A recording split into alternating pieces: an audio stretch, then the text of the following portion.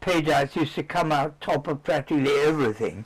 But the one thing they were always bottom of was the corps, you know, and we always had to be in the corps. And I was the worst member of the corps, and I hated all that. And the army used to have some terrible things called putties. Have you ever heard of putties? Yes. Yeah. Well, you didn't have to wear them. No, it's long gone. Well, I'll tell you why. Lucky us. You can thank me for that. These were things that only the absolute devilish ingenuity of awfulness. You had to start them right down here and wind them up your leg. And it had to end here. Yes.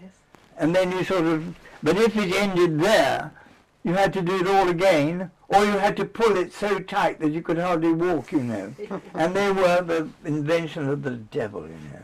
Now it so happened that in 1940, I think it was, we had a field day. You know the field day? Oh, yes. We all had to join the corps during the war anyway. And General Wavell, you may have heard of him, Yes. who I think was a rather civilized general. I believe he wrote an anthology of poetry too. And he was in charge of the equipment of the army or something like that, quartermaster general, something like that. And he was invited, you know, to sort of be the great man for our field day.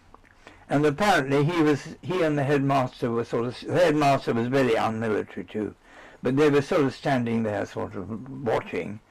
And while they were watching, a platoon ran in front of them, containing me, yes, and needless to say, both my putties had come undone and were trailing behind me as I ran.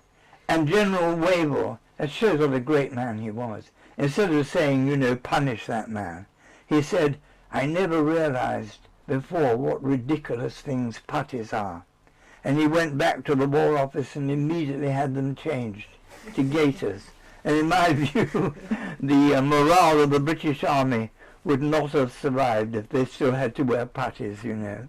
So I consider that was my great contribution Great achievement. to the war, you know.